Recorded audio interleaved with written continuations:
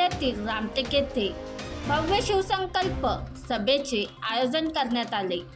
सभेला उपस्थित महाराष्ट्र राज्याचे मुख्यमंत्री एकनाथजी शिंदे, विधान परिषदेच्या उपसभापती नीलमताई गोरे, रामटेक लोकसभेचे खासदार कुपालजी तुमाने, आमदार आशिषजी जयस्वाल, रामटेक विधानसभा क्षेत्र व मोठ्या संख्येने शिवसैनिक उपस्थित होते।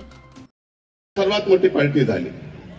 हा रामाचा आशीर्वाद आहे आणि मी माननीय मुख्यमंत्री महोदयांना विनंती केली होती की आपल्या महाराष्ट्राची अयोध्या रामटेक आहे, आपल्या महाराष्ट्राची अयोध्या रामटेक आहे आणि ज्या पद्धतीने योगी आदित्यनाथ जी यांनी अयोध्येचं चित्र बदललं त्याच पद्धतीने रामटेकचं चित्र माननीय मुख्यमंत्री एकनाथजी शिंदे बदलतील असा अपेक्षा मी त्यांच्यापासून व्यक्त केली आणि त्याला त्यांनी सकारात्मक प्रतिसाद दिला।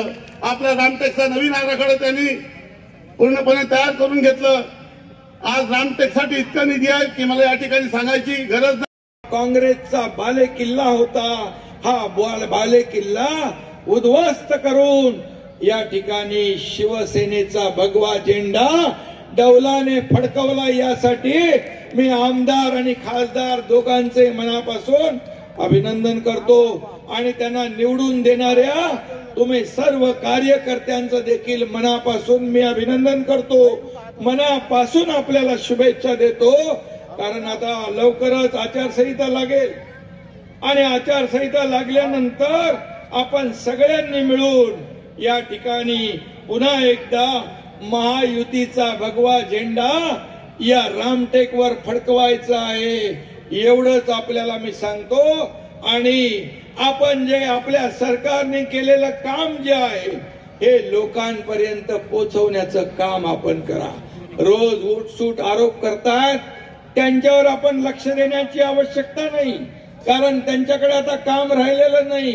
त्यांच्या पायाखालची वाळू सरकलेली आहे, त्यांच्या छातीमध्ये धडकी भरलेली आहे। आज मुख्यमंत्री स्वतः रस्त्यावर उतरतोय, आपले मंत्री स्वतः रस्त्यावर उतरतात, उपमुख्यमंत्री रस्त्यावर उतरतायत, लोकांमध्ये जात आहेत। मला आठवतंय आपलं अधिवेशन होतं त्यावेळेस पाऊस पडला अवकाळी आणि आपण कुठं गेलो होतो पाहणी करायला, निमखेडा आणि तारसा त्या ठिकाणी आपण गेलो। कारण शेवटी शेतकरी बांधावर होता, शेतकरी शेतात होता।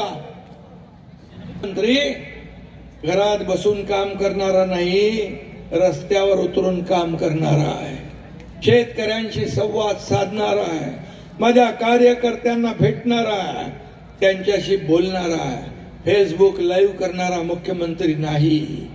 आणि म्हणून मी आपल्याला एवढंच सांगतो, जे काम करताय आज राज्यात सर्वांगीण विकास होतोय, जे सरकार काम करतंय त्या सरकारला साथ देणारा या महाराष्ट्रातला मतदार आहे। बनवा व्हिडिओ, पाठवा व्हिडिओ, आम्ही तुमच्या न्याय व हक्कासाठी लढा देऊ। ताज्या बातम्या व घडामोडींसाठी पाहत राहा फक्त महाराष्ट्र लाईव्ह न्यूज। आजच आमच्या चॅनलला सबस्क्राईब करा, शेअर करा, कमेंट करा आणि हो, बेल आयकॉन दाबायला विसरू नका। जय महाराष्ट्र।